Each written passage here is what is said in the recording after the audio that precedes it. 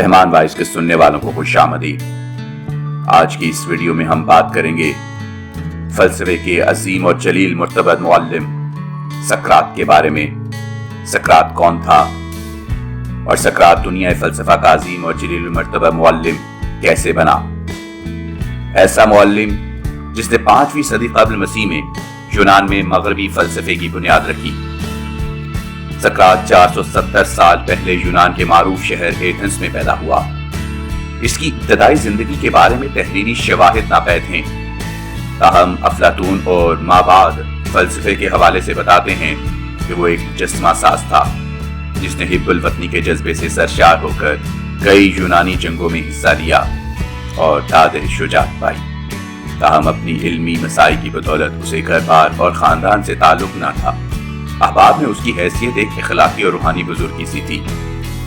फितरतन सकरात नहायत आला अखलाकी और साफ का हामिल था। हक परस्त और मुनसिफ मिजाज उस्ताद था। अपनी इसी हक परस्ताना फितरत और मुसलसल गौर फिक्र के बायस आखिर उम्र में उसने देवताओं के हकीकी वजूद से इनकार कर दिया, जिसकी पादाश में जमहूरिया एथेंस की अदालत ने 399 क़ब्ल मसीह में उसे मौत की सजा सुनाई। सकरात पर एथेंस की अदालत ने जो इल्जामात लगाए उनमें सर फहरिस्त इल्जामात ये थे कि तुम हमारे नौजवानों को बहका रहे हो। एथेंस में उन दिनों दानाओं की बड़ी कदर थी। प्रोटागोरस जैसे सोफस्ताइयों से सीखने के लिए लोग अपने बच्चों को भेजते और मुआवजे में खेत, घर, सोना, घोड़े, जानवर, गर्ज कुछ भी देने को तैयार हो जाते। सकरात को इन्हीं दिनों एक कहना ने बिशारत दी थी कि सकरात तुम एथेंस के सबसे बड़े दाना हो।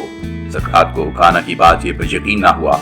उसने फैसला किया कि वो खुद इस बिशारत की तहकीक करेगा। वो एथेंस के सारे बड़े बड़े दानाओं के पास गया और उनसे एक खास किस्म के तरीक़ेकार के मुताबिक बहस का आगाज किया। वो जहां जाता सामईन पर छा जाता। इस अमल से एथेंस के नाम निहाद दाना भड़क उठे। उन्होंने सकरात के खिलाफ माहौल बनाना शुरू कर दिया। करते करते वो सकरात के खिलाफ 3 बड़े इल्जाम उठाने में कामयाब हो गए। नंबर 1, ये हमारे नौजवानों को गुमराह कर रहा है। नंबर 2, ये हमारे देवताओं को नहीं मानता। नंबर 3, ये एक अलग खुदा का तसव्वुर पेश करता है जिसे किसी ने नहीं देखा। एक बड़ी अदालत लगी। पूरा शहर जमा था। सकरात को सबके सामने सफाई पेश करना थी। सकरात सफाई के दौरान अपनी दानाई से मजमे पर छा गया, मगर होनी को कौन रोक सकता है। सकरात के खिलाफ एक नौजवान को बतौर गवाह पेश किया गया। सकरात ने उस नौजवान को गुमराह किया है। बस फिर तो जुर्म साबित हो गया। सकरात को 2 ऑप्शन दिए गए, ये शहर छोड़ दो या जहर का प्याला पी लो। सकरात जहर का प्याला पीकर लाफानी हो गया और उसे जहर पिलाने वाले तारीख के सफात पर मैगम हो गए। जहर का प्याला पीने के बाद उसने कहा, सिर्फ जिस्म मर रहा है लेकिन सकरात जिंदा है। सकरात के अफकार फी जमाना सकरात की कोई तसनीफ मौजूद नहीं, ताहम उसके नजरियात का खुलासा कुछ यूं है। रूह हकीकी मुजरद है और जिस्म से जुदा है। जिस्म की मौत रूह का खातिमा नहीं बल्कि उसकी आजादी की एक राह है। लिहाजा मौत से डरना हमाकत है।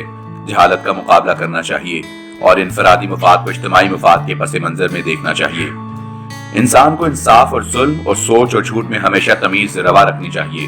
हिकमत और दानिश ताइल्मी के इदारों में बिन्हा है। जानना 2 किस्म का होता है, एक राय और दूसरा इल्म। आम आदमी फकत राय रखता है और उस पर अमल करता है, जबकि इल्म सिर्फ हकीम को हासिल होता है। नेकी इल्म है, इसलिए उसकी तालीम हो सकती है।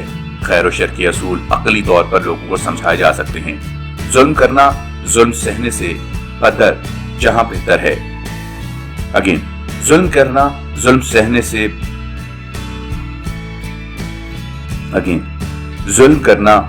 सहने से बदरजा बेहतर है।